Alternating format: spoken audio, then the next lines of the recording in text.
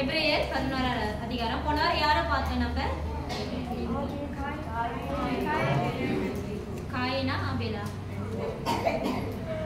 காயினும் ஆபேலை பத்தி நம்ம படிச்சிருந்தோம்னா விசுவாசத்தை குறித்து படிச்சோம். அதே விசுவாசத்துல நம்ம இன்னைக்கு இன்னொருத்தரை நம்ம பார்க்க போறோம். போன வாரம் உங்களுக்கு நான் கற்றுக் கொடுத்தேன் இல்லைங்களா, எப்படி விசுவாசிக்கணும்? அப்படி விசுவாசிக்கிறீங்களா? அல்லேலூயா. கண்மூடித்தனமா நம்ம வந்து நம்மளோட தேவனை விசுவாசிக்கணும். அப்படிப்பட்ட விசுவாசம் தான் விசுவாசம். அல்லேலூயா. என்னோட தொடர்ந்து எபிரேயர் 11 அதிகாரத்துல இருந்து மறுபடியும் வாசிப்போம்.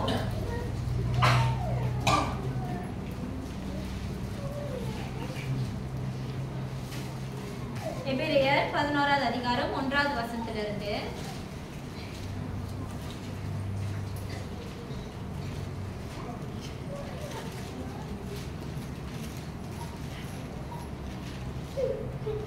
விசுவாசமானது நம்பப்படுகிறவைகளின் உறுதியும் காணப்படாதவைகளின் நிச்சயமுமாய் இருக்கிறது.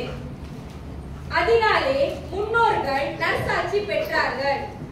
விசுவாசத்தினாலே நாம் உலகங்கள் தேவனுடைய வார்த்தையினால் உண்டாக்கப்பட்டதென்றும் இவ்விதமாய் காணப்படுகிறவைகள் தோன்றப்படுகிறவைகளால் உண்டாக்கவில்லை என்றும் அறிந்திருக்கிறோம். விசுவாசத்தினாலே ஆபேல் காயினுடைய பலியிலோ மேன்மையான பலியை தேவனுக்கு செலுத்தினான். அதனாலே அவன் நீதிமான் என்று சாட்சி பெற்றான். அவனுடைய காணிக்கைகளை குறித்து தேவனே சாட்சி கொடுத்தார். அவன் மரித்தும் இன்னும் பேசுகிறான். பாருங்க, போன வாரம் வெள்ளிக்கிழமை உங்களுக்கு வந்து காயின் ஆபேலை பத்தி நான் வந்து கற்றுக் கொடுத்திருந்தேன். ஆபேலோட காணிக்கை எதனால ஏற்றுக்கொள்ளப்பட்டது?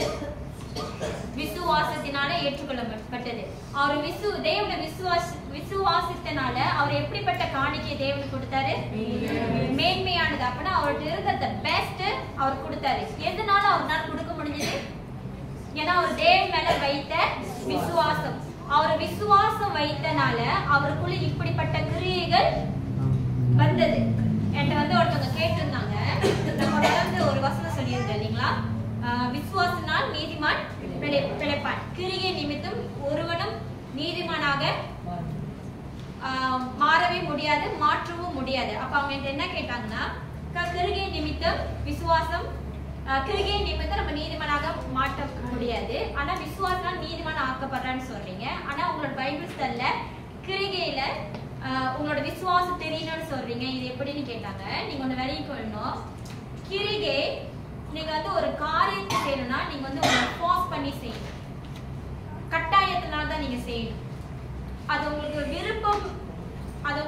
விரும்பின காரியமாக இருந்தாலும் அது தேவனுக்கு விருப்பம் இல்லாத காரியத்தை நீங்க அறிந்து கொண்டீங்கன்னா நீங்க வந்து கட்டாயத்துல தேவன் சொல்லிட்டாரே, தேவன் பார்க்கிறாரே, அந்த ஒரு கட்டாயத்துல அப்புறம் மனப்பூர்வமான கட்டாயத்துல தான் நீங்க செய்வீங்க. அந்த தேவன் வந்து கட்டாயத்தினால உங்களை வந்து நீங்க ஒவ்வொருன்னு அவருக்கு சொல்ல விருப்பம் இல்லை. நீங்க எல்லா காரியத்தையும் எப்படி செய்யணும்? மனப்பூர்வமாய். புரியுதுங்களா? மனப்பூர்வமாய் செய்கிறது தான் தேவனோட விருப்பமா இருக்கு. உங்களுக்குள்ள விசுவாசம் ஒண்ணு இருந்துச்சுன்னா நீங்க அனைத்தையும் எப்படி செய்வீங்க? தானாவே செய்வீங்க, மனப்பூர்வமா செய்வீங்க. புரியுங்களா? விசுவாசிக்கிறவங்களுக்கு தெரியும் நான் என்ன சொல்ல வரேன். மனப்பூர்வம்னா உங்களை யாரையும் கட்டாயப்படுத்த தேவையில்லை. நீங்க சபைக்கு போங்க, உங்களுக்கு யாரும் கற்றுக் கொடுக்க தேவை. இப்படிப்பட்ட சூழ்நிலை நம்ம முதலாவது தேவனை தேடணும். ஏன்னா விசுவாசம் யாருனால உண்டாக்கப்படுறது? பரிசுத்த ஆவியான. அந்த ஆவியானவர் இதுக்கு முன்னே படிச்சிரு இல்லையா, பரிசுத்தராலே அபிஷேகம். அப்படின்னா ஆவியானவரால உண்டாக்கப்பட்ட அந்த விசுவாசம் உங்களுக்குள்ள தோன்றப்பட்டுருச்சுன்னா அந்த விசுவாசம் உங்களை எல்லாத்துக்குள்ளேயும் வழி நடத்தும். அப்படின்னா எல்லாமே நீங்க மனப்பூர்வமா செய்வீங்க. அந்த மனப்பூர்வமான விசுவாசத்தை தான் தேவன் விரும்புறாரு. அதுதான் நீங்க நீதிமானாக மாற்றப்படுறீங்க. ஆனா கிரிகை நிமித்தம் நீங்க வந்து என்றைக்கும் நீங்க நீதிமான ஆக்கப்பட முடியாது. அப்ப நீங்க எப்படி தெரியுமா எதிர்பார்ப்பீங்க? ஓகே, நான் இப்ப செஞ்சுட்டேன், தேவன் என்னை அங்கீகரிப்பாரு. ஒரு எதிர்பார்ப்பு உங்களுக்குள்ள இருந்துகிட்டே இருக்கும். இன்னைக்கு சம்பளம் கொடுக்குறாங்க, அந்த சம்பளத்துக்கு ஏற்ற வேலையை நம்ம செய்கிறோம். அப்ப இன்னும் கொஞ்சம் நல்லா வேலை செஞ்சா நம்மளுக்கு போனஸ் கிடைக்கும், நல்ல ஒரு இன்க்ரிமெண்ட் கிடைக்கும். அந்த ஒரு எதிர்பார்ப்பு நம்மளுக்கு இருந்துகிட்டே இருக்கும். ஆனா மனப்பூர்வமா செய்யறவங்க எந்த ஒரு எதிர்பார்ப்பும் இருக்காது. இதுதான் விசுவாசத்தும் கிருகைக்கும் இருக்கிற வித்தியாசம். விசுவாசம் நீங்க எல்லாமே மனப்பூர்வமா செய்ய ஆரம்பிச்சிருவீங்க. ஹல்லேலூயா, ஹல்லேலூயா. அப்பனா பாருங்க, நான் உங்களுக்கு ஏற்கனவே சொல்லியிருந்தேன், உலகம் உங்களுக்கு எந்த ஒரு காரியத்தையும் கற்றுக் கொடுக்க தேவையில்லை. நீங்க எந்த ஆவி உடையவர்களாக இருக்கிறீங்களோ அந்த ஆவியை உங்களை வழி நடத்தும். நான் உங்களுக்கு ஒன்று சொல்றேன். நீங்க எந்த காரியத்துல நீங்க ஐக்கியமா இருக்கிறீங்க, எந்த காரியத்துக்குள்ள ஐக்கியமா இருக்கீங்களோ அந்த காரியம் உங்களை வழி நடத்தும். நீங்களும் அது தானாவே அந்த ஆவி உங்களே அப்படி பற்றி கொண்டு போகும். நீங்களும் அதை பற்றி கொள்வீங்க. நான் ஒரு உதாரணம் சொல்றேன். ரேனன் ஒரு கொஞ்ச நாள் ஒரு வித்தியாசமா காரியம் செய்யறாரு. அவரோட சாப்பாடை யாரையும் ஷேர் பண்ண விட மாட்டாரு. அவருக்கு ஏதாச்சும் வாங்கி கொடுத்தோம்னா கடையில அவர் ஒண்டிதான் அதை சாப்பிடணும். ஒரு தடவை எங்க அம்மா அப்படியே நம்ம பேசிட்டு இருக்கும்போது ஒரு கரண்டி ஸ்பூன் எடுத்து சாப்பிடுவாங்க. அந்த மாதிரி எங்க அம்மா ஒரு தடவை எடுத்துட்டாங்க. ஒரே பார்வை. அன்னைக்குலன்னு தெரிஞ்சு ஓகே அவரோட சாப்பாடுல யாரும் கை வைக்க கூடாதுன்னு. ஆனா அவரு கொஞ்ச நாள் என்ன பண்ற, கடைக்கு சாப்பிட போனா ஒரு ஃபர்ஸ்ட் ஸ்பூன் எடுத்து now is a testing time, testing அப்படின்னா டெஸ்ட், அது சாப்பிட்ற ருசி பார்க்குற டைம் சொல்லிட்டு முதல் கரண்டி எனக்கு தான் கொடுப்பாரு. இப்போ கொஞ்ச நாள் செஞ்சுக்கிட்டு இருக்க முதல் கரண்டி எடுக்க நான் பார்த்துட்டு சரி என்ன பையன் சாப்பாடே கொடுக்க மாட்டாரு, வித்தியாசமா ஏதோ ஒரு காரியத்தை செய்யறான்னு சொல்லிட்டு நானும் விட்டுட்டேன். எங்க போனாலும் கொஞ்ச நாள் செஞ்சுட்டு இருந்தாரு அவர் சாப்பிட்றதுக்கு. ஆனா அவர் சாப்பாடு யாருக்கும் கொடுக்க மாட்டாரு. ஆனா அவருக்கு சாப்பாடு யாராச்சும் கேட்டா கூட கொடுக்க மாட்டாங்க. இட்ஸ் இனஃப் ஃபார் மீ, இது எனக்கே போதுமானமா இருக்கு. ஆனா மத்தவங்க நம்மளுக்கு என்ன கேட்பாங்க, என்ன ஹேவ் சம் அதெல்லாம் கேட்டுக்குவாரு. அவர் அப்படி செய்யும் போது எனக்கு தோணுச்சு என்ன வித்தியாசமா ஏதோ ஒன்று செய்யறாரு, யாருக்கும் கொடுக்க மாட்டாருன்னு சொல்லிட்டு விட்டுட்டேன். அப்புறம் போன வாரம் வெளியே போயிட்டு இருக்கும்போது பார்சல் எனக்கு அவர் கடையில் ஏதாச்சும் வாங்கினேன்னா நீ முதல்ல டேஸ்ட் பண்ணு, நீ முதல்ல சாப்பிட்டு பாருன்னு எப்போதும் கொடுப்பாரு. அப்போதான் நான் விளங்கி கொண்டேன் என் பையன் அவங்க அப்பா கிட்ட இருந்து கத்துக்கிட்டாரு. எங்க இருந்து கத்துக்கிட்டாரு, ஏன்னா எங்க வெளியே போனாலும் அவங்க அப்பா எப்போதும் எது சாப்பிட்டாலும் அவர் ஃபர்ஸ்ட் எனக்கு தான் கொடுப்பாரு. ஃபேமிலியா இருந்தா ஃபர்ஸ்ட் எனக்கு கூட்டி விடுவாரு, இல்லைன்னா மங்க தள்ளி வச்சு எடுத்து சாப்பிட்டு பாரு அப்படின்னு சொல்லுவாரு. அப்போதான் நான் விளங்கி கொண்டேன், ஓ அவர் நம்மளுக்குள்ள அந்த ஐக்கியத்துல இருக்கிறத அவர் பார்த்து கத்துக்கொள்றாரு. அதே போல தான் பாப்பாவும் அவங்க என்ன பண்ணுவாங்க, ஊட்டி விடுவாங்க. எனக்கும் சரி பாசருக்கும் சரி ஊட்டி விடுவாங்க. எங்க இருந்து பார்த்துட்டா பாசர் எப்போதும் எனக்கு ஊட்டி விடுவாரு, வீட்டுல சாப்பிட்டா ஊட்டி விடுவாரு. ஸோ நம்ம எந்த ஐக்கியத்துக்குள்ள எந்த சூழ்நிலைக்குள்ள இருக்கிறோமோ அந்த ஐக்கியமும் அந்த ஆவியும் உங்களை கற்றுக்கொள்ள வச்சிடும். நீங்களும் கற்று கொண்டுக்குவீங்க. புரியுதுங்களா? அதனால விசுவாசம் உங்களை தானாகவே மனப்பூர்வமாவே அனைத்தையும் செய்ய வைக்கும். நான் என் பிள்ளைங்களுக்கு கற்றுக் கொடுக்குறேன். எனக்கு ஃபர்ஸ்ட் ஒரு கண்டி ஊட்டி நான் கற்றுக் கொடுக்கல, அவங்க பார்த்து கத்துக்கிறாங்க. அது அவங்களுக்கு நன்மையா தோணுது. இன்னைக்கு அதே நன்மையை தான் நம்ம பார்த்து தேவனை மனப்பூர்வமாக செய்யறவர்களாக இருக்கணும். அதுதான் அந்த விசுவாசம். வெளிக்கொடுங்களா? ஆபேலோட காணிக்கை இதனால எடுத்துக்கொள்ளப்பட்டது அவனோட விசுவாசத்தினால. அவனுக்குள்ள விசுவாசம் வந்தனால அவனால தேவனுக்கு உகந்தது மென்மையானது அவன்கிட்ட இருந்த சிறந்ததை அவனால கொடுக்க முடியும். அந்த விசுவாசம் உங்களை ஒரு கிழக்கைக்குள்ள வழி நடத்துது. அதை நீங்க விளங்கி கொள்ளணும். அது எப்படி? கட்டாயத்தினாலும் அல்ல, மனப்பூர்வமாவே நீங்களே அறிந்து செய்கிற ஒரு காரியமாக இருக்குது. அடுத்த வசனம், விசுவாசத்தினாலே ஏனோக்கு மரணத்தை காணாதபடிக்கு. பாருங்க, இன்னைக்கு நம்ம யாரை பார்க்க போறோம்? ஏனோக்கு பத்தி வேதத்துல சில இடத்துலதான் அவரை பத்தி எழுதப்பட்டிருக்கு. ஆனா எனக்கு என்ன கற்றுக் கொடுத்தாங்கன்னா, ஏனோக்குன்னு தனியா ஒரு புத்தகம் இருக்கு, ஆனா அது வேதத்துல சேர்க்கப்படல. சரிங்களா? ஏனோக்குன்னு தனியா ஒரு புத்தகம் இருக்கு. நம்ம இன்னைக்கு அவரை தான் பார்க்க போறோம். விசுவாசத்தினாலே ஏனோக்கு மரணத்தை காணாதபடிக்கு எடுத்துக்கொள்ளப்பட்டார். அப்பனா ஒரு மரணத்தை சந்திச்சாரா? அவர் எவ்வளவு பெரிய பாக்கியம்! மரணத்தோட அனுபவம் இல்லாம அவரு தேவனால எடுத்துக்கொள்ளப்பட்டாரு. அல்லேலூயா! எத்தனை பேர் மரணத்தை சிந்திச்சு யோசிச்சு பார்த்திருக்கீங்க? இந்த வயசுலயே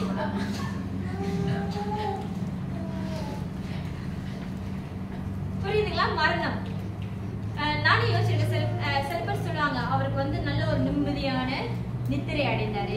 தூங்கிட்டு இருக்கும் போதே நான் அதுக்குள்ளேயே போய் யோசிப்பேன், எப்படி மூச்சு அடிச்சிருக்குமா, இழுத்துருப்பாங்களா, அது கஷ்டமா இருக்காதா, நான் அப்படிலாம் நினைச்சு பார்ப்போம். ஆனா அவரு மரணத்தோட அனுபவம் எல்லாமே தேவனால் எடுத்துக்கொள்ளப்பட்டாரு. அது எவ்வளவு பெரிய பாக்கியம், எவ்வளவு பெரிய சாக்கியமான ஒரு காரியம். எதனால?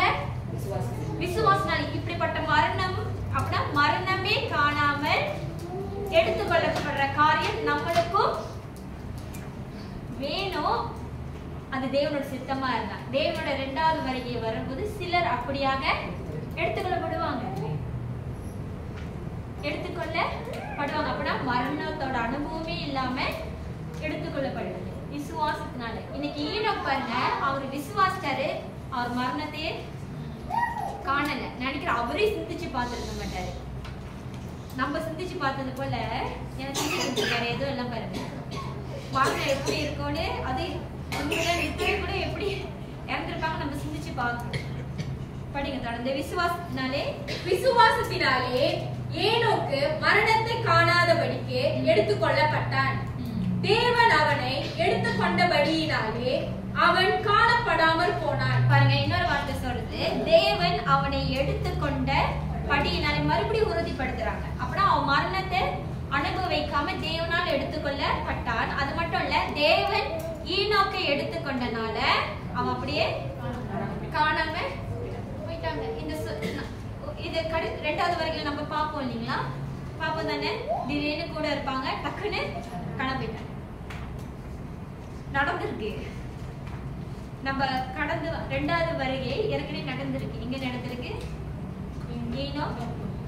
எலியாவை கூட யார் பார்த்தா? எலிசா பார்த்தாங்க. அது மட்டும் எலியா எடுத்துக்கொள்ளப்பட போறாங்கன்னு ஊருக்கே தெரிஞ்சது. ஊருக்கே தெரிஞ்சு அது ரகசியமாவே இல்ல. ஆனா ஈனோக்கோட அவர் எப்படி அவர் எடுத்துக்கொண்டனால அவரை காணோம். அப்ப எத்தனை பேர் தேடி இருப்பாங்க, இந்த மனுஷன் எங்க போயிட்டாரு? அந்த காலத்துல போலீஸ் ஸ்டேஷன்லாம் இருந்துச்சான்னு தெரியல. இருந்தா என்ன பண்ணிருப்பாங்க, ரிப்போர்ட்டே பண்ணிருப்பாங்க இல்லைங்களா. அவரை எடுத்துக்கொள்ளப்பட்டனால அவரு காணப்படாம போயிட்டாரு. அவன் தேவனுக்கு பிரியமானவன் என்று அவன் எடுத்துக்கொள்ளப்படுவதற்கு முன்னமே சாட்சி பெற்றான். அவன் தேவனுக்கு மறுபடி சொல்லுங்க, பிரியமானவன். விசுவாசத்தினால அவன் தேவனுக்கு பிரியமானவன் என்று முன்னமே அவன் எடுத்துக்கொள்றதுக்கு முன்னையே அவன் சாட்சி பெற்றார். பிரியமானவனா எப்படி? உங்களுக்கு யாரு ரொம்ப பிடிக்கும்? இதுக்கு மேலதான் யோசிக்கணும். சொல்லுங்க. இப்ப ஒருத்தவங்க வந்து உங்களுக்கு ரொம்ப பிரியமானவர் நீங்க எண்ணுகிறீங்கன்னா எதனால நீங்க அப்படி எண்ணுகிறீங்க, எதனால நீங்க அப்படி நினைக்கிறீங்க? மரியாக்கா,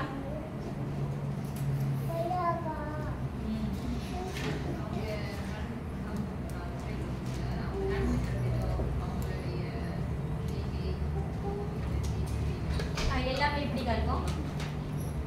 அவங்க நடந்துக்கிறது விதம், அவங்களோட செய்கை, அவங்களோட பேச்செல்லாம் உண்மைத்துவம் உங்கள்கிட்ட. அப்படின்னா உங்களுக்கு பிடிச்ச மாதிரி நடக்கிறாங்க, உங்களுக்கு பிடிச்ச மாதிரி செய்கை செய்யறாங்க, உங்களுக்கு பிடிச்ச மாதிரி இருக்கிறாங்கனால அவங்க உங்களுக்கு பிரியமானவங்களாக மாறுறாங்க. வேற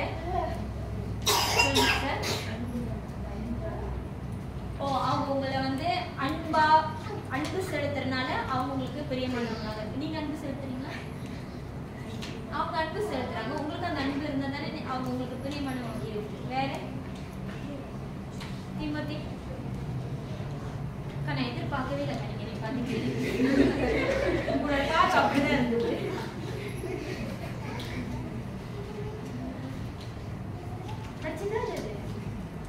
சரி, வேற வேற யாராவது?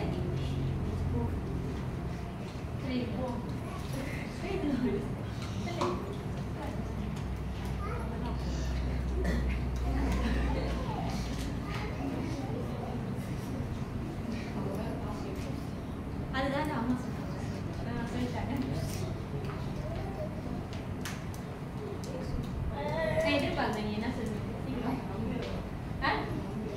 வேற வழி இல்ல, நம்பிடுறக்கா. ஏமாந்து போய் நம்பி பிரிய வச்சிடுறாரு. அவர் வாலிப வயசுக்கு ஏத்த மாதிரி சொல்றாரு. திருப்பி படிப்ப அந்த வசனத்தை. அவன் தேவனுக்கு பிரியமானவன் என்று அவன் எடுத்துக்கொள்ளப்படுவதற்கு முன்னமே சாட்சி பெற்றான். பாருங்க, விசுவாசம் ஒரு காரியத்தோட மகிமையை பார்த்து தான் அவன் சாட்சி பெற்றான். அவன் எடுத்துக்கொள்றதுக்கு முன்பாகவே அவன் சாட்சி பெற்றான். அவன் விசுவாசத்தினால பிரியமானவன் என்று தேவனுக்கு எண்ணப்பட்டான். ஈனோக் பத்தி நீங்க எங்க படிக்கலாம்? இது புதிய ஏற்பாடு. பழைய ஏற்பாடுல எங்க படிக்கலாம்? திருப்பி போவோம் ஆதியாகமுக்கு. ஆதியாகமம் 5வது அதிகாரம் 23, 24வது வசனம். Genesis chapter 5 verse 23 and 24. Genesis chapter 5 verse 23 and 24. ஆதியாகமம் 5வது அதிகாரம் 23வது வசனமும் 24வது வசனமும்.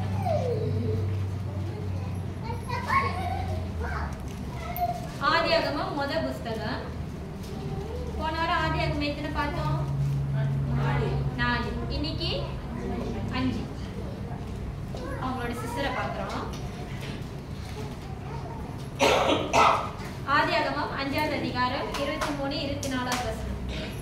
ஏனோக்குடைய நாளெல்லாம் 365 வருஷம். அது இங்கிலீஷ்ல வருஷம். ஏனோக்கு தேவனோடு சஞ்சரித்துக் கொண்டிருக்கையில் காணப்படாமல் போனான்.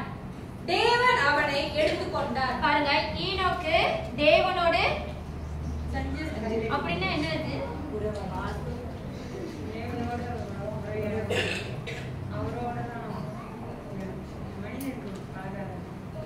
மனிதன் கூட பழகாம தேவனோடைய உருவானது. ஓகே.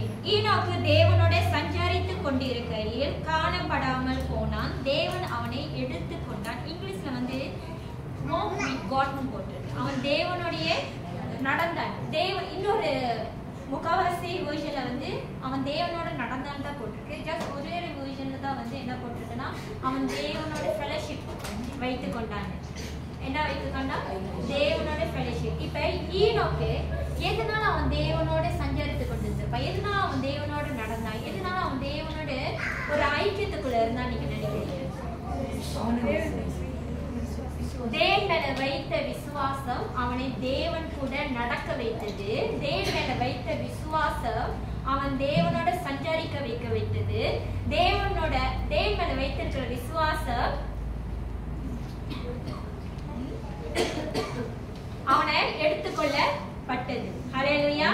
இன்னைக்கு போன வாட்டி நம்ம என்ன பார்த்தோம்னா ஆபேல் தேவனை விசுவாசனால அவன் தெரிந்த உகந்ததை, மென்மையானதை, சிறந்ததை அவன் கொடுத்தான். ஆனா இங்கேயோ ஈனோக்கு தேவன் மேல வைத்திருந்த விசுவாசத்தினால அவன் தேவனோட நடக்க அவன் கற்றுக்கொண்டான். தேவனோட நடக்கிறான்னா என்னால அதுல சாரும். நீங்களே சொல்லுங்க. அவன் ஒவ்வொரு நாளும் தேவனை தேடுகிறவனா தான் இருந்திருப்பான். ஏன்னா அவன் தேவனோட சஞ்சாரிக்கணும். நீங்க ஒன்ஸ் வந்து ஒரு புதிய காரியத்துக்குள்ள, ஒரு அனுபவத்துக்குள்ள நீங்க போயிட்டீங்கன்னா அதுல இருந்து உங்களால மீண்டு வர முடியாது. ஈனோக்கு அப்படிதான் இருந்தான். அவனை தேவனை விசுவாசித்தான். அதனால தேவனோட அவன் ஒரு நல்ல ஒரு உறவு வைத்துக் கொண்டான். உங்களுக்கு தெரியுமா ஈனோக்கு யாருன்னு?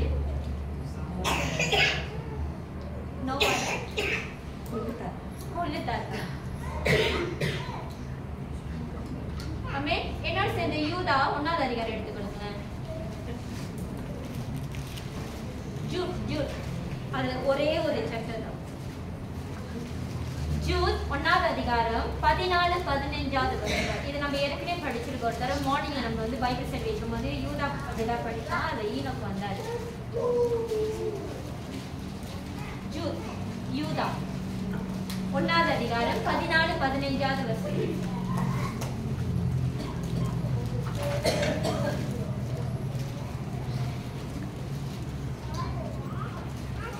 ஈனோக்கு தேவனோட சஞ்சாரித்தது அவனுக்கு யாரும் கற்றுக் கொடுக்கல தெரியுங்களா? அவனை யாருமே கட்டாயப்படுத்தல. இங்கதான் நம்ம சொல்றோம் தேவனை தேடுங்க, ஜெபம் பண்ணுங்க, எந்த சூழ்நிலை இருந்தாலும் தேவனை பாருங்கன்னு. ஆனா ஈனோக்கும் அவன் தேவனை வைத்திருக்கிற விசுவாசம் அவனை தேவனுக்கிட்ட வழிக்கு சேர்த்தது. அந்த விசுவாசம் அவனை வழி நடத்துனது. நான் மறுபடியும் சொல்ற, விசுவாசம் தேவ ஆவியினால உண்டாக்கப்படுற ஒரு காரியம். ஆவினோட வரங்கள் அது ஒண்ணு. அது நீங்க விளங்கி கொள்ளுங்க. அப்ப அங்க ஆவியானவர் தான் அவனை விசுவாசத்துக்குள்ள அவனை வழி நடத்துறாரு. விளங்குதுங்களா? நான் கேட்டேன், யூதா யாருன்னு தெரியுமான்னு. ஒருத்தவங்க சொன்னாங்க நோவாட கொள்ளு தத்தானே. இன்னொருத்தவங்க வேற ஏதாச்சும் பதில் இருக்கா?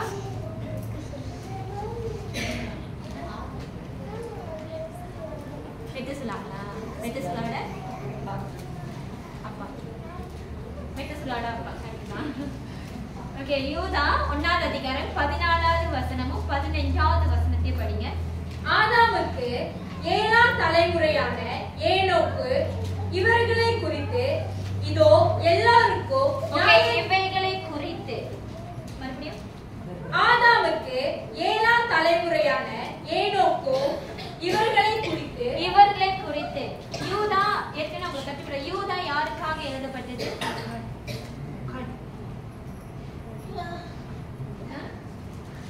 யூதா என்னோட இருந்தீங்க தானே. மார்னிங் ஒரு தடவை பாஸ்டர் வந்து ஒரு பைபிள் ஸ்டடி வச்சாரு, ஞாபகம் இருக்கு.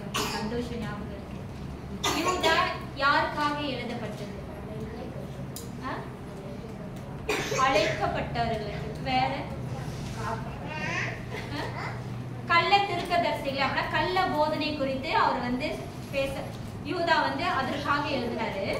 அப்ப வந்து இவர்களை தான் அவங்களுக்காக தான் சொல்லப்படுது. யூதா அப்படின்னா வந்து ஈனோக்கு அவர்களுக்காக குறித்து இதோ எல்லாருக்கும் நியாய தீர்ப்பு கொடுக்கிறதற்கும் அவர்களில் அவபக்தி உள்ளவர்கள் யாவரும் அவபக்தியாய் செய்து வந்த சகல அவபக்தியான கிரியைகளின் நிமித்தமும் தமக்கு விரோதமாய் அவபக்தி உள்ள பாவிகள் பேசின கடின வார்த்தைகள் எல்லாவற்றின் நிமித்தமும் அவர்களை தண்டிக்கிறதற்கும் ஆயிரமான தமது பரிசுத்தவான்களோட கூட கர்த்தர் வருகிறார் என்று முன்னறிவித்தார். அப்புறம் அங்க யாரு?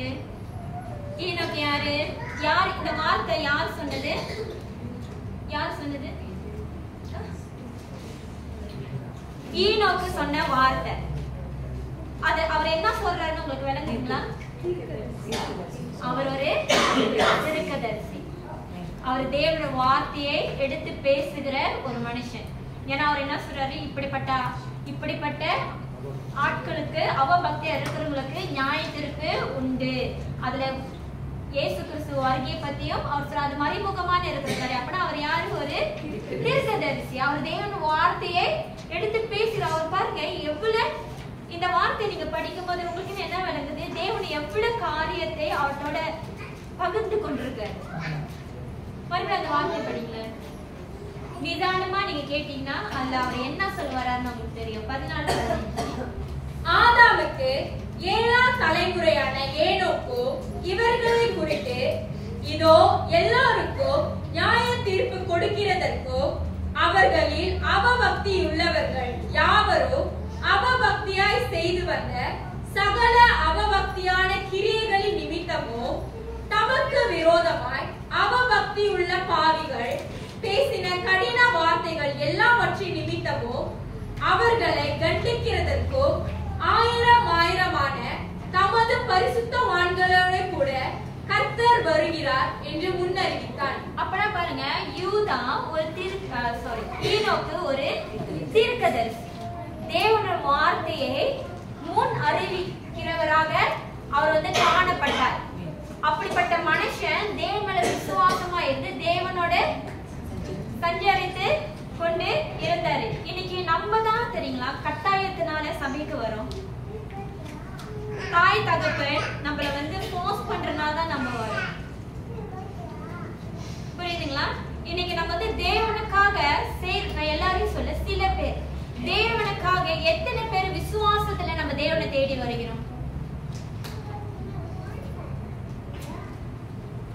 ரட்சிப்பு என்பது மறு அர்த்தம் விசுவாசம். இயேசு ஒன்றிய விசுவாசிக்கிறது. நீங்க அவரை மட்டும், ஏன்னா இயேசு சொல்றாரு, நானே வழியும் சத்தியமும் ஜீவனுமா இருக்கிறேன், என்னை அன்றி ஒருவனும் பிதானிடத்தில் வரான். சரிங்களா? இன்னைக்கு கிறிஸ்து நிமித்தமாக நம்மளுக்கு ரட்சிப்பு கிடைச்சிருக்கு. நம்ம வந்து எல்லா விதமான காலத்துல இருந்து மீட்கப்பட்டிருக்கோம், காப்பாற்றப்பட்டிருக்கோம்னா எதனால?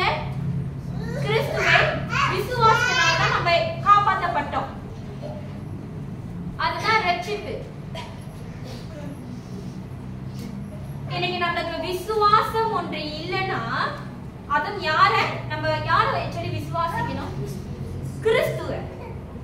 ஏன்னா பிதா அதுதான் விரும்புகிறாரு. ஆரம்பத்துல ஜனங்க தேவனை நேரடியா பார்க்கும்போது அவங்களால தேவனை அறிந்து கொள்ள முடியல. ஆமா தானே? பழைய ஏற்பாடு நீங்க பாத்தீங்கன்னா எல்லாரும் இயேசுவை கொட்டையா பிதாவை பார்த்தாங்க? இல்ல, எல்லாரும் டைரக்டா பார்த்தாங்க. அப்பனா அவங்களோட தேவன் அப்படிதான் பார்த்தாங்கன்னா அவங்களால யாருனாலையும் தேவனை அறிந்து கொள்ள முடியல. ஆனா இன்றைக்கு நம்ம கிறிஸ்து விசுவாசிக்கிறதுனால கிறிஸ்து மூலமாக நம்ம தேவனை பார்க்கிறோம். அதே போல தேவனும் கிறிஸ்து மூலமாக நம்மள பார்க்கிறாரு.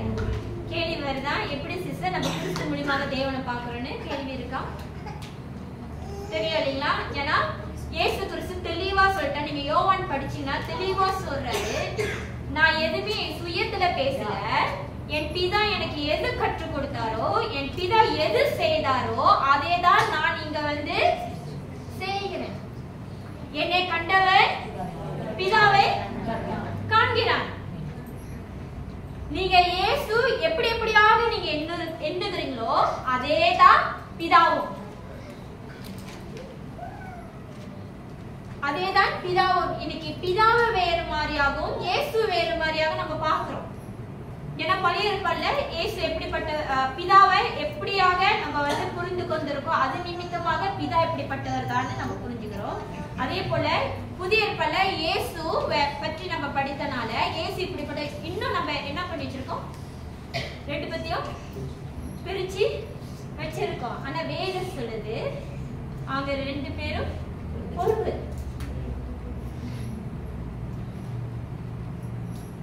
அதை நீங்க எப்போதும் விளங்கி கொள்ளணும். நீங்க எந்த அளவுக்கு நீங்க இயேசுவை மகிமைப்படுத்துறீங்களோ அந்த அளவுக்கு பிதாவும் மகிமைப்படுவார். அந்த அளவுக்கு இயேசு மகிமைப்படுவார்.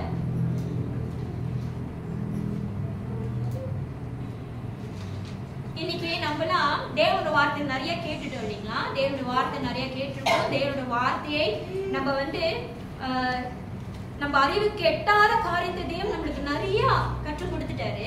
இன்னைக்கு நம்ம இந்த வார்த்தை மூலமாக நம்ம யார் கனப்படுத்துறோம்? இயேசுவை கனப்படுத்துறோம். சரி, இயேசுவை தானே கனப்படுத்துறோம். ஆனா அந்த வார்த்தையில உங்களுக்கு பிதாவும் தெரியும். இன்னைக்கு நீங்க அப்படி நீங்க பார்க்க ஆரம்பிச்சிட்டீங்கன்னா நீங்க கர்த்தருக்குள்ள நீங்க வளர்ந்துருக்கீங்கன்னு உங்களால புரிந்து கொள்ள முடியும். நம்ம கொஞ்சமாச்சும் சிந்திச்சு பார்ப்போமே, ஏன் பிதா வந்து இயேசு மூலமாக எனக்கு அந்த மகிமை கொடுங்கன்னு கேட்கிறாரு.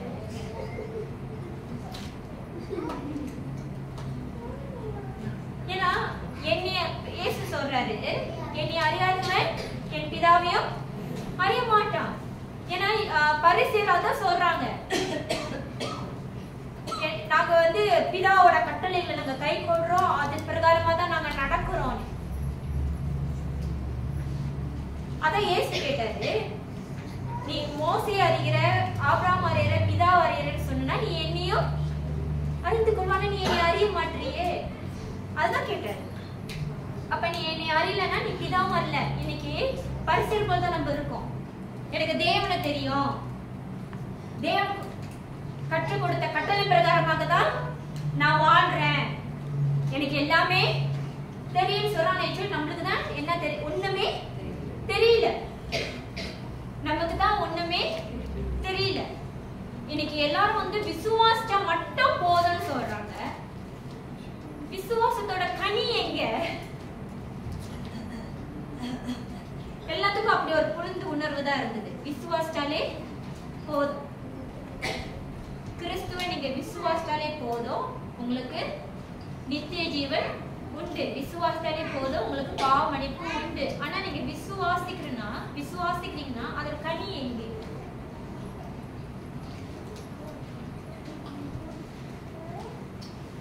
இன்னைக்கு அந்த விசுவாசம், அந்த அந்த விசுவாசம் உங்களை தேவனுக்கு சிறந்தவர்களாக மாத்துது. மறுபடியும் அந்த வசனத்தை படிங்க.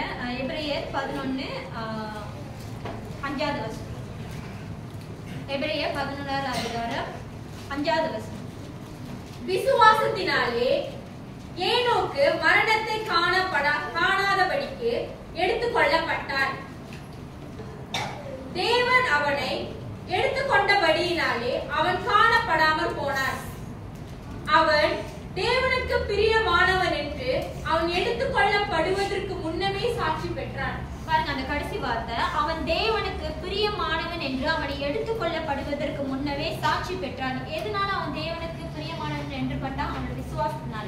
ஆனா அந்த விசுவாசத்துல அவனோட கனிகள் என்னவாக வெளிப்பட்டது? அவன் தேவனோடு சஞ்சரித்தான், அவன் தேவனோடு நடந்தான். பாருங்க அவன் எப்படி தேவனை நேசிச்சிருப்பான். ஈனோக்கு அவனோட ஐக்கியம் யாரோட இருந்தது? தேவனோட இருந்தது. நம்ம சொன்னோம் இல்லையா, எங்களுக்குள்ள எங்க குடும்பத்துக்குள்ள ஒரு ஐக்கியம் இருக்கு. நாங்க சாப்பிடணும்னா ஒன்னாதான் உட்காந்து சாப்பிடணும். சாப்பிட்டா ஏன்னா அதுதான் எங்களோட ஐக்கியம் கொண்ட நேரம். அதுதான் நாங்க ஒருத்தர் பார்த்துக்கிட்டு பேசிக்கிட்டு இருக்கிறது. அந்த ஐக்கியத்துலதான் என் பிள்ளைங்க கத்துக்கொண்டாங்க நாங்க என்ன பண்றோம், என்ன பேசுறோம். இன்னைக்கு ஈனோக்கு தேவனோடு ஐக்கியம் கொண்டிருந்தா அவன் எப்படிப்பட்டவனா இருந்திருப்பான்? நீங்களே சொல்லுங்க. இன்னைக்கு எனக்கு ஒரு பெஸ்ட் ஃப்ரெண்ட் இருக்குன்னா ஒரு பழமொழி இருக்கு. என்னது? திமாஷி சொல்லுங்க.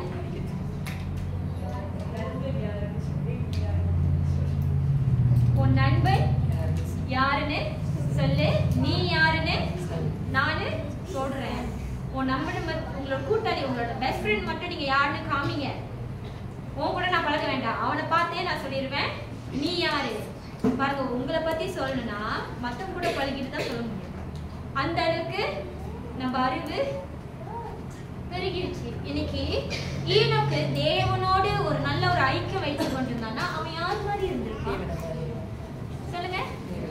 தேவன் மாதிரி தான் இருந்திருப்பான். தேவன் சிந்திக்கிற போல, தேவனை எண்ணுகிறது போல, தேவன் எப்படிப்பட்ட சுபாவம் உள்ளவராக இருந்திருப்பாரு. அவரோட தன்மைகள் என்னது, அவரோட அதிகாரம் என்னது. ஈனோக்கு அப்படிதான் இருந்திருக்கணும். ஏன்னா அவனோட ஐக்கியம் யாரோட இருந்தது? தேவனோட இருந்தது. இன்னைக்கு உங்களோட ஐக்கியம் உலகத்தோட இருந்தா நீங்க எப்படி இருப்பீங்க?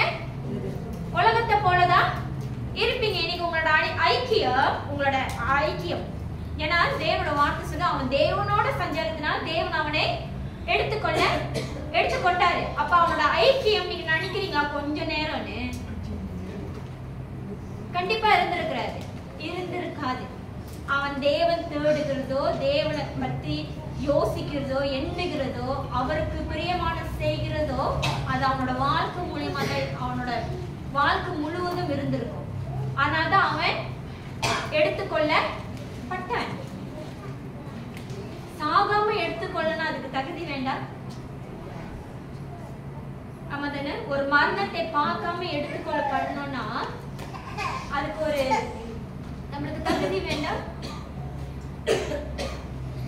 நான் சொல்றது, இன்னைக்கு நீங்க விசுவாசிக்கிறீங்கன்னா உங்களோட கண்ணிகள், உங்களோட நீங்க காட்டுற அந்த ஃப்ரூட் மூலியமா தான் கண்டுகொள்ள முடியும். நீங்க உண்மையிலேயே தேவனை விசுவாசிக்கிறீங்களா இல்லையா? நீங்க விசுவாசிக்கிறேன்னு சொல்லிட்டு உங்களோட பேச்சு ஒண்ணு உலகத்தை போல, நீங்க நிக்கிற இடம் தேவனுக்கு அருவருப்பா இருக்கிற இடமாக இருந்தா நீங்க உங்களை நாங்க எப்படி நீங்க விசுவாசிக்கிறேன்னு சொன்னா எப்படி நம்ப முடியுமா? முடியாது இல்லைங்களா? ஏன்னா விசுவாசிக்கிறவன் தேவனுக்கு விருப்பமானதை மட்டும் தான் செய்வான், தேவனுக்கு பிரியமானதை மட்டும் தான் செய்வான். அதுவும் எப்படி? கட்டாயத்தினால அல்ல, மனப்பூர்வமா.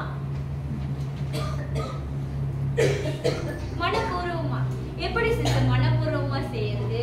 கொஞ்சம் விளக்கி சொல்லுங்கன்னா நான் சொன்னாலும் உங்களுக்கு விளங்காது. ஏன்னா விசுவாசிக்கிறவங்க தான் அது தெரியும். அது எப்படி மனப்பூர்வமா செய்யறது?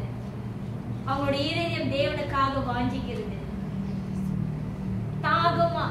இன்னைக்கு தண்ணி குடிச்சாதான் தாகம் தீரும் இல்லைங்களா? அந்த தாகம் எப்படி இருக்குன்னு உங்களுக்கு தெரியும்ல? வெயில அடிச்சிச்சுன்னா அந்த ஒரு தாகம், தேவன் மேல தாகமா இருக்கிறவங்களுக்கு தான் தெரியும். விசுவாசத்தினால நீங்க என்னெல்லாம் செய்வீங்க. தேவனுக்கு அவங்களுக்கு யாரும் சொல்ல வேண்டாம், நீங்களே எல்லாமே தானாகவே செய்வீங்க. இதுதான் விசுவாசம்.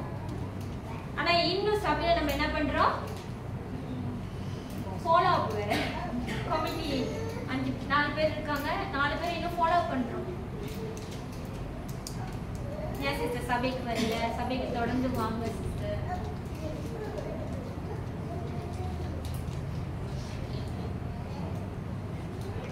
உங்கள்கிட்ட அந்த ஆவியானவர் இருந்தாருன்னா, எப்படி சொல்றது, அந்த ஆவியானவர் இருந்தாருன்னா நீங்க அந்த ஆவியானவருக்கு செவி கொடுத்தீங்கன்னா, அந்த ஆவியானவருக்கு நீங்க வந்து கீழ்ப்படிந்தீங்கன்னா, இது யாரும் உங்களுக்கு கற்றுக் கொடுக்க உங்களுக்கு யாரும் சொல்லவும் அவசியம் இல்லை. ஆமென். சொல்ல அவசியம். அடுத்த வசனம், விசுவாசம் இல்லாமல் தேவனுக்கு பிரியமா இருப்பது கூடாத காரியம். விசுவாசம் இல்லாமல் தேவனுக்கு பிரியமா இருப்பது கூடாத காரியம். இந்த வசனம் யாரோட ஒட்டி வருது?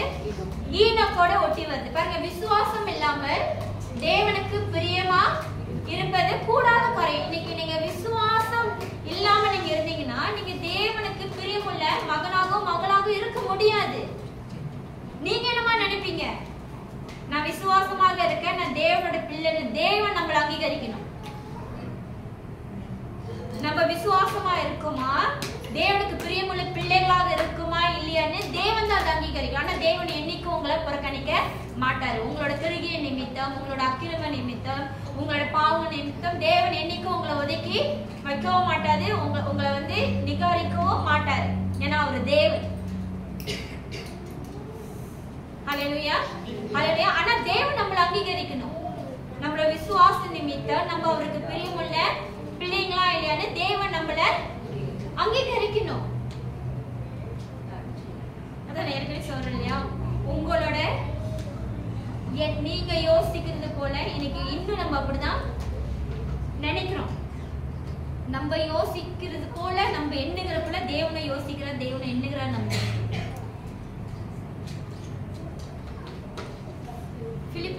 பிலிப்பியன்ஸா இல்ல எபிஷியன்ஸா போட்டிருக்கு, அறியாத எட்டாத காரியத்தை அறிவிக்கிறது தான் நம்மளோட தேவன். ஹல்லேலூயா. நம்மளுக்கு எல்லாமே தெரிஞ்சிருச்சு, நம்மளுக்கு எல்லாமே எட்டிருச்சு, நம்மளுக்கு எல்லாமே அறிஞ்சிருச்சுன்னா நம்மளுக்கு தேவனுக்கும் வித்தியாசம் இல்லாம போயிடும். தேவன் தேவனாகவே இருக்கிறாரு, நம்ம நம்மளாகவே இருக்கிறோம். ஆனா தேவனை விசுவாசிக்கிறவங்க அப்படி இருக்க மாட்டாங்க. தேவனு அத சொல்றேன் இல்லைங்களா, விசுவாசிக்கிறவங்க தேவனுக்கு அப்படின்னா நம்மளுக்கு எட்டாலும் அறியாத காரியத்தை அறிவிக்கிறது தான் நம்மளோட தேவன். நம்மளுக்கு அதெல்லாம் தெரிஞ்சிருக்கணும். இன்னைக்கு விசுவாசம் இல்லாதனால தான் நம்மளுக்கு அநேக காரியம் விளங்கி கொள்ள முடியல, வேற புரிந்து கொள்ள முடியல. நான் எப்போதும் ஒரு காரியம் சொல்லுவேன் இல்லைங்களா, வாழ்க்கையில போராட்டம், துன்பம், பிரச்சனை இருந்தாதான் வாழ்க்கை எப்படி இருக்கும், சுவாரஸ்யமா இருக்கும். இது வேதத்துல எழுதியிருக்கா?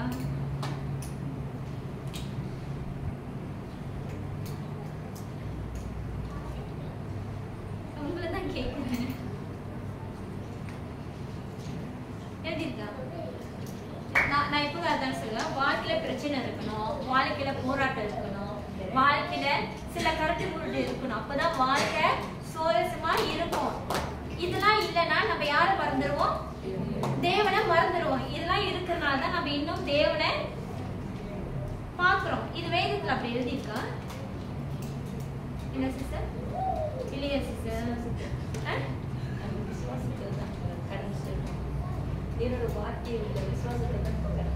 இல்ல இப்ப நான் என்ன கேக்குறேன்னா, இப்படிலாம் நான் சொல்றேன் தானே, வாழ்க்கை இப்படிலாம் இருக்கணும், இருந்தாதான் நீங்க தேவனை பாப்பீங்க இப்படின்னு வேதத்துல எழுதியிருக்கான்னு நான் கேட்கிறேன். இது நான் ரொம்ப நாள் கேட்கணும்னு நினைச்சேன், இன்னைக்குதான் கேட்கற வாய்ப்பு. இப்படின்னு வேதத்துல எழுதியிருக்கா? நான் சொல்றது எல்லாமே நம்புறீங்களா? வேதத்துல இப்படி எழுதவே இல்லை. வேதத்துல எழுதவே இல்லை. ஆனா அதுதான் உண்மை. உங்க வாழ்க்கையில போராட்டம், நான் வந்து உங்களை உற்சாகப்படுத்துறேன். அந்த மாதிரி சூழ்நிலை மத்தியில கடந்து போங்க. ஏன்னா நான் கடந்து வந்து தேவன மகிமையை பார்த்திருக்கேன். அந்த போராட்ட பிரச்சனை மத்தியில தான் என்னோட விசுவாசம் இன்னும் அதிகரிக்குதா இல்ல குறையப்படுதான்னு நான் அப்பதான் பார்த்திருக்கேன். தேவனை பார்க்காத சூழ்நிலை மத்தியில அந்த நேரத்துல தேவனை பார்க்கவும் நான் கத்துக்கொண்டிருக்கேன். நம்ம மனுஷன் இல்லையா, அப்பப்ப நம்மளோட சுபாவம் வந்துடும். தேவன் அந்த மாதிரி நம்மளை வைக்கவே. தேவன் அவரோட பிள்ளைகளை சோதனைக்குள்ளாகவும் வேதனைக்குள்ளாகவும் மரணத்துக்குள்ளாகவும் கடந்து போன தேவன் என்னைக்கும் நம்மள அப்படி வைக்கவே கிடையாது. ஆனா நம்மளே போய் மாட்டிக்கிட்டு இருக்கிறதுனால நம்ம இதை கடந்து போய் தான் ஆகணும். ஏன்னா யாக்கோபுல தேவன் சொல்லியிருக்காரு இல்லையா, தேவன் என்னைக்கும் தீமையினால தன்னோட பிள்ளைகளை சோதிக்கிறது கிடையாது. எதனால சோதிக்கப்படுறாங்களா? மறுபடியும் சொல்லுங்க, எதனால நம்ம சோதிக்கப்படுறோம்? நம்மளோட சுய இச்சையினால நம்ம சோதிக்கப்படுறோம். அதுக்குதான் உற்சாகப்படுத்த கடந்து வாங்க. அங்க இவ்வளவு நாள் சுய இச்சை எதனால வருது? தேவன் நம்பிக்கை இல்லாதனால, தேவன விசுவாசம் இல்லாதனால, தேவனை பார்க்காதனால, தேவனை தேடாதனால, அவரோட அருமை தெரியாதனால தான் நம்ம சுய இச்சைனால மாட்டிக்கொள்றோம். ஆனா மாட்டிக்கொண்டு தவிக்கும் போது அப்ப பாருங்க, இவ்வளவு நாள் தெரியாத தேவன், அவரோட அருமையே தெரியாது, அவர் எப்படிப்பட்டவன்னு தெரியாது, அவர் மகத்துவம் என்னன்னு தெரியாது. ஆனா அந்த சூழ்நிலை மத்தியில கைவிட அப்படின்னா உதவிக்கு யாருமே இல்ல. அடுத்தது எது வழினே தெரியல. அப்ப பாருங்க தேவனோட அருமை, அவர் எவ்வளவு பெரிய மகாதேவன், அற்புதம் அடையாளத்தை செய்கிற தேவன், நம்மளை காப்பாத்துகிற தேவன். அந்த நேரத்துல தான் நம்மளுக்கு என்ன பண்ணோம்? எட்டும் அறிவு வரும். ஆனா நம்மளுக்கு ஒண்ணு, அப்பதான் நமக்கு ஒண்ணு தோணும், தேவன் நம்ம கூடயே இருக்கிற. அந்த மாதிரி சூழ்நிலை எத்தனை பேரு நீங்க அந்த மாதிரி பிரச்சனை கடந்து போகும்போது எத்தனை பேர் தேவனை உணர்ந்திருக்கீங்க? தேவன் என்னோட இருக்கிறாரு இருக்கீங்களா? ஒண்ணு சொல்றேன், அதுக்கு முன்னையும் தேவன் நம்மோட தான் இருந்தாரு. அப்பெல்லாம் உணராது, நம்மளோட மாமிசம் உணராது. என்னது தேவன் நம்ம நல்லா இருக்கும் போது கூட தான் இருந்தாருன்னு உணராது. அந்த சூழ்நிலை தான் தேவன் என்னமோ நம்ம கூடயே பக்கத்திலே இருக்கிற மாதிரி உணர்வோம். அதுக்குதான் நானே சொல்லுவேன், கடந்து போங்க, வந்தாதான் தேவன் யாருன்னு உங்களால அறிந்து கொள்ள முடியும். தேவன் யாருன்னு அறிந்து கொள்ள முடியும். சிஸ்டர், நான் போற வேதம், நான் போற பாடலாம் எனக்கு தான் தெரியும், நீங்க முன்னுக்கு இருந்து பேசுறீங்க. ஏற்கனவே சொன்னதுதான், உங்களால தாங்க முடியுதுதான் தேவன் கொடுக்கிறது. நீங்க தான் என்னால தாங்க முடியுதுன்னு சொல்றீங்க. ஆனா தேவன் உன்னால முடியும்னு சொல்லிதான் உங்களை தேவன் வழி நடத்துறாரு. இப்ப தெரியுதா தேவனோட எண்ணமும் தேவனோட சிந்தை எப்படி இருக்கு, உங்களோட எண்ணமும் உங்களோட சிந்தை எப்படி இருக்கு. குழந்தைகள் அப்படிதான் சொல்லியிருக்கு, உங்க திராணிக்கு மேலாக நீங்க சோதிக்கப்பட மாட்டீங்க. உங்களால தாங்க முடியுதுதான். ஆனா நீங்க ஆண்டவரே என்னால தாங்க முடியல, நம்ம தான் சொல்றேன் நான் தாங்க முடியல. ஆனா தேவன் உன்னால அது தாங்க முடிய கடத்துவான்னு சொல்றாரு. சோம்பேறி நம்ம யாரு? சோம்பேறி. வீட்டு வேலையும் ஒழுங்கா செய்ய மாட்டோம், கொடுத்துருக்க ஒரு வேலை கூட உருப்படியா செஞ்சு முடிக்க மாட்டோம். இப்ப நம்மளோட சுமையை சுமக்கிறதுக்கும் நம்ம இப்படியா இருக்கோம்? சோம்பேறியா இருக்கும்.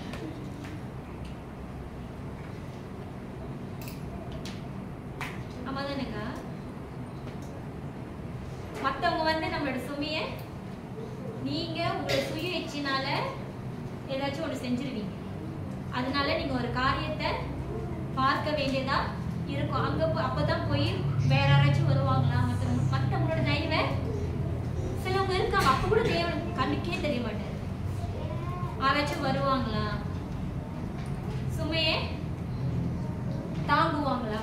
பாஸ்டரோட கதை சொன்னார் இல்லையா, பாஸ்டர் சீக்கிரமா இங்க வாங்கினேன், இங்க ஹாஸ்பிட்டலுக்கு இந்த நர்ஸை என்னன்னு கேளுங்க.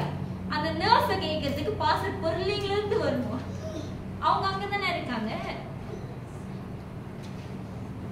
புரியுதுங்களா என்ன சொல்ல வரேன்னு? ஹல்லேலூயா. எங்க உங்களோட விசுவாசம்? ஒரு சோர்ந்த கடந்து கூட பாருங்க, அந்த நேரத்துலாச்சும் நம்மளால தேவனை உணர முடியுது இல்லைங்களா? தேவனுக்கு நன்றி செலுத்துங்க. ஹல்லேலூயா. இவ்வளவு நாள் தேவனை தேடல, இவ்வளவு நாள் தேவனோட அருமை தெரியல, இவ்வளவு நாள் தேவன் கூடயே இருக்கிறாருன்னு நம்மளுக்கு புரியாம போச்சு. ஆனா அந்த சூழ்நிலை மத்தியில நம்ம உணர்றோம். ஆனா சில பேர் அதுக்குள்ள உணர மாட்டாங்க. நீங்க உணர்ந்தீங்கன்னா தேவன் நன்றி செலுத்தி திரும்பி வந்துருங்க. யார்கிட்ட? தேவன். அங்கேயும் நீங்க செஞ்ச தவறுனால, உங்களை இச்சையினால நீங்க கடந்து போற சூழ்நிலை மத்தியில அங்கேயும் உங்களுக்கு யார் வந்து உதவி செய்யறா? தேவன். அங்கேயும் தேவன் வந்து உதவி செய்வாரு, வழியை காட்டுவாரு. நீங்க கடந்து வர்றதுக்கு தேவன் உங்களுக்கு பலத்தை கொடுப்பாரு. அந்த காரியத்தை நீங்க தெளிவாக புரிந்து கொள்றதுக்கும் தேவன் அங்க ஒரு தெளிவை கொடுப்பாரு. நீங்க செஞ்ச காரியத்தினாலையும் அங்கேயும் தேவன் உங்களுக்காக இறங்கி வந்து அநேக காரியத்தை செய்வார். ஹல்லேலூயா. ஆனா இன்னைக்கு ஈனோட வாழ்க்கை அப்படி இருக்குன்னா, அவன் தேவனோட ரொம்ப நெருங்கிட்டாரு. அவர் தேவனோட ரொம்ப நெருங்கிட்டாரு. தேவனோட அப்படி ஒரு ஐக்கியம் அவர் வைத்துக் கொண்டனால்தான், எப்படி சொல்றது, நம்மளோட என்ன சொன்னா பிரிய முடியாத அளவுக்கு தேவனை கூட்டிட்டு போயிட்டாரு. புரியுதுங்களா? பிரிய முடியாத அளவுக்கு தேவனை அவரோட கூட்டிட்டு போயிட்டாரு. எலியா போல இல்லதுன்னா, நம்ம சொன்னது போல எலியா எடுத்துக்கொள்ளப்பட்டது ஊருக்கே தெரிஞ்ச எலிசா ஒவ்வொரு கடலையும் கடந்து வரும்போது சொன்னாங்க, நீ என்ன பின்னாடியே போற, எலியா ஒண்ணு கொஞ்ச நேரத்துல எடுத்துக்கொள்ள பட போறாரு.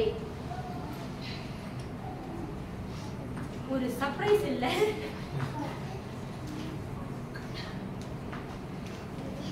அப்படிதான் இருந்தது. அவர் எடுத்துக்கொள்றது கூட யாரு பார்த்தா? எலிசா பார்த்தாரு. ஆனா ஈனோக்கு எடுத்துக்கொள்ளப்பட்டது யாருக்குமே தெரியல, அவர் காணாவே போயிட்டாரு. இன்னைக்கு தேவனுக்குள்ள நம்ம ஐக்கியம் அப்படியாக இருக்கணும். நம்ம அவருக்குள்ள அப்படிப்பட்ட ஒரு ஐக்கியம் வைத்திருந்தா நம்மளே தேவனை போல அவரு போல நம்ம இருப்போம். அதுக்கு நீங்க தேவனா மாறுவீங்க. நான் அதை சொல்றேன், உங்களுக்கு எல்லாம் தெளிவா சொல்ல வேண்டியதா இருக்கு. அதுக்கு நீங்க தேவனா இருப்பீங்க நான் சொல்ல, தேவன் போல நீங்க இருப்பீங்க நான் சொல்றேன். அப்பாவோட சாயம் போல இருப்பீங்க. அப்பாவை தான் விரும்புவாரு. ஆமென். அவர் பிரியமானவன் என்று எண்ணப்படுவார். ஒரு பிள்ளை எப்ப தாய் தகப்பனுக்கு ஏற்றது போல நடந்து கொள்ளுதோ, வாழுதோ, பேசுதோ, அப்பதான் அந்த பிள்ளை தாய் தகப்பனுக்கு பிரியமான ஒரு பிள்ளையாக காணப்படும். நீங்க அடுத்தவங்க சொல்றது, அடுத்தவங்க காட்டுற வழியில நீங்க நடந்தீங்கன்னா நீங்க தேவனுக்கு பிரியமுள்ள பிள்ளைங்களாக இருக்க முடியாது. நீங்க தேவனோட நல்ல இன்னைக்கு நம்ம வந்து தேவனோட அநேக நேரம் நம்ம பேசுறதோ ஐக்கியம் கொள்றதோ அவருக்கு நேரம் செலுத்துற காட்டிலும் மனுஷனோட நிறைய நேரம் நம்ம செலுத்துறோம். அதனாலதான் அப்பப்ப நம்மளோட சிந்தை கரெக்ட் ஆயிடுது. நீங்க ஒரு தெளிவுல இருப்பீங்க, இன்னொரு மனுஷத்தை போயிட்டு தெளிவா இருந்த உங்க சிந்தை என்னவாயிருது? வீணா போயிருது. வீணா பாருங்க, ஒருத்தவங்க பேசுறாங்களா, உங்களுக்கு தேவனோட வார்த்தை இருக்கு. எனக்கு தெரியல சில பேர் நீங்க எப்படி வஞ்சிக்கப்படுறீங்க, எப்படி நீங்க வந்து அதுல விழுந்து போறீங்கன்னு தெரியல. ஏன்னா நான் விசுவாசிங்க உங்கள்கிட்ட எல்லாத்துலயும் தேவனோட வார்த்தை இருக்கு. ஏன்னா நீங்களாம் வந்து தேவனோட வார்த்தையை கேட்கறதுக்கு நீங்க வந்து எல்லா காரியத்திலும் வந்து உட்காடுறீங்க, உங்களோட பிரசன்ஸ் பார்க்க முடியும். அதனால நான் சொல்றேன், நீங்க ஒருத்தங்கிட்ட பேசுறீங்களா, நல்லது எதுவோ தேவனு விரும்புற காரியம் எதுவும் அது மட்டும் எடுத்துக்கொள்ளவங்களாக இருங்க. விளக்குதுங்களா? அதை மட்டும் எடுத்துக்கொள்ளுகிறவங்களாக இருக்கலாம். சொல்றது எல்லாரையும் கேட்டுக்கிறீங்க. அப்படியா அப்படியா? பால்ல விஷம் இருக்குன்னு சொல்ல கூட அதுக்கப்புறம் பிள்ளைக்கு பால் கொடுக்காம இருப்பீங்களா? நான் கேக்குறேன், பொம்மையில பால் இல்ல தானே? எது நல்லதோ அதுதான் நம்ம எடுத்துக்கணும். எது நம்மளுக்கு தேவையில்ல அவசியம் தோணுதோ அதை விட்டுருங்க. ஏன்னா எல்லாமே உங்களுக்கு அது அவசியம் இல்லை. கலந்துங்களா நான் சொல்றது? எல்லாமே உங்களுக்கு அவசியம் இல்லை. ரேகன் வந்து பிறந்தப்போ நாங்க இங்கிலீஷ் தான் பேசுவோம். என்ன பேசுவோம்? இங்கிலீஷ். தமிழ் வந்து நான் கற்றுக் கொடுக்க மாட்டேன்னு இல்லை, லேட்டராக அவர் வந்து கற்றுக்கிட்டோம். எனக்கு தமிழ் தெரியும். எனக்கு வந்து அவர் தமிழ் ஸ்கூலில் போடக்கூடாது, எனக்கு சீன ஸ்கூலில் போடணும். பாசருக்கு அவர் 2 ஸ்கூல்லையும் போட வேண்டாம். ஏன்னா எங்கள் 2 பேருக்கு தனிப்பட்ட ஒரு கருத்து இருந்தது. தமிழ் ஸ்கூல்னா பார்த்துருக்கேன், பிள்ளைங்களாம் எப்படி பேசுவாங்க, அது பேச்சே வேற மாதிரி இருக்கும். சீன ஸ்கூல்னா பாசர் சீன ஸ்கூல்னால அவங்க வந்து கொஞ்சம் கனாசா இருப்பாங்க, வேண்டாம்னு கடைசியாக நாய் ஸ்கூலில் போட்டாச்சு. ஆனால் வீட்டில் வந்து சரி இப்போ தமிழ் வேணும், தமிழ் போக போக அவர் நம்ம பேசுறதை பார்த்து கற்றுக்குவார், லேட்டராக நானே தமிழ் சொல்லி கொடுத்துக்கிறேன்னு அந்த ஒரு இதில் இருக்கும். இப்போ அவர் வளர்ந்துட்டு வர்றாரு. இப்போ நாங்கள் வெளியெல்லாம் சொந்தக்கார வீட்டுக்கு போனால் இங்கிலீஷில் பேச முடியாது, புரியுதுங்களா? என்ன இங்கிலீஷில் பேச முடியாது, ஏன்னா எல்லாத்துக்கும் இங்கிலீஷ் புரியாது தெரியாது இல்லைங்களா? அப்போ வீட்டில் வந்து கற்றுக் கொடுத்தாச்சு. என்னது? வாங்க போங்கன்னு பேசுங்க. என்னது? வாங்க போங்க. என் சின்ன பையன். அப்போ நாங்களும் அவர்கிட்ட வந்து நான் வீட்டில் சொல்லிட்டேன், வாங்க போங்கன்னு பேசுங்க. எங்கள் அப்பா அம்மா தங்கச்சி கற்றுக் கொடுங்க, அப்போதான் வெளியே போனால் அவங்க அப்படி பேசுவாங்கன்னு நாங்கள் பலே காம்பவுண்ட் பண்ணிட்டோம். பலே காம்பவுண்ட் பண்ணோடனே அங்கேயும் நான் வந்து ரேகனை ஏசுவேன், ஏன்னா அவர் தமிழ் பேசும்போது வேற மாதிரி வரும். சொல்ல வாங்க போங்கன்னு பேசுங்க, அவர்கிட்ட அப்படிதான் பேசுவேன். அப்போ அங்கே இருக்கிற ஒரு சொந்தக்காரங்க வந்து சொன்னாங்க, என்கிட்ட வந்து பாசம் தான் சொன்னாங்க. அவங்களாம் கேட்குறாங்க, எதுக்கு இப்படி கற்றுக் கொடுக்கணும், நாங்களாம் வந்து இப்படி கற்றுக் கொடுத்துட்டு நாங்கள் இப்படி வளரல, புரியுதுங்களா?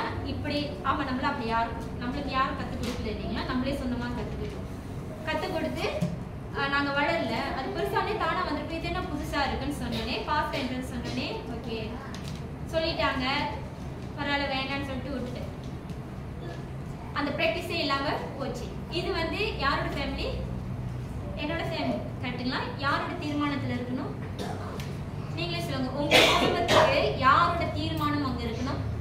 யாரோட வழிநடத்தல் இருக்கணும்? தாய் தகப்பன் குடும்ப தலைவியோட வழி நடத்துறதா இருக்கணும். மற்றவங்க கற்றுக் கொடுத்து வழி நடத்தினாங்கன்னா அது அவங்களோட குடும்பம். உங்க குடும்பத்தை யார் வழி நடத்தணும்? நீங்க. அப்ப நானும் விட்டுட்டேன், இப்படி சொல்லிட்டாங்களே, நம்ம இப்பதானே நியூ பேரண்ட், சரி சொல்லிட்டாங்கன்னு விட்டாச்சு. இப்ப என் மக நான் கத்துக் கொடுக்கல, அம்மாவா ஓ என்னம்மா பண்ற, இங்க வந்து உட்காடுறியா, இதுதான் என்னோட அம்மா, இதுதான் என்னோட அண்ணன். என் மக தமிழ் இப்ப நல்லா பேசுதா, நல்லா பேசுதா, இப்படிதான் பேசுது. நாட்டு கெஞ்சுவேன், நீ தமிழ் பேசாத, நோ நெசசரி, நான் லெட்டர் ஐ டீச் யூ. இல்ல எனக்கு தமிழ் பேச பிடிச்சிருக்கு, தமிழ் நல்லா பேசு. அப்பதான் நான் நான் இப்பதான் ஒரு போன வாரத்தை சிந்திச்சேன். அப்பயே என்னோட தீர்மானத்தில் நான் இருந்தேன்னா என் பிள்ளைங்க ஒண்ணு வாங்க போங்கன்னு பேசுவாங்க. நேற்று நான் ஒருத்தங்க வீட்டுக்கு போயிருந்தேன், அந்த பையன் அவனால தான் பேசுறான், வாங்க போங்கன்னு சொல்லி பேசுறான். புரியுதுங்களா? மத்தவங்க சொல்றது, மத்தவங்க ஆலோசனைல நீங்க நடக்கிறது காட்டிலும் உங்களோட குடும்பத்துக்கு எது நல்லதுன்னு நீங்க கருதுறீங்களோ அதை எடுத்துக்கொள்ளுங்க. அது யாரா இருந்தாலும் சரி.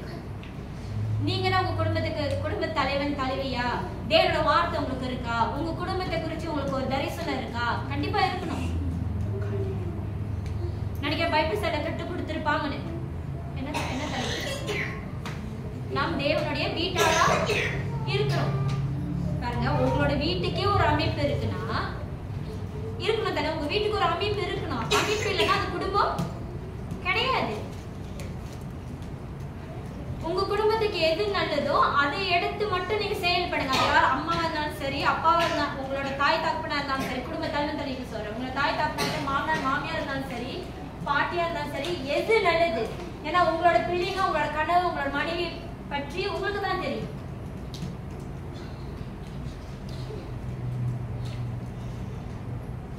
எது நல்லதோ அதை எடுத்துக்கொண்டு செயல்படுத்துங்க. நல்லது இல்லையா கேட்டுக்குங்க, புண்படுத்தாம, யாரையும் கஷ்டப்படுத்தாம கேட்டுக்குங்க.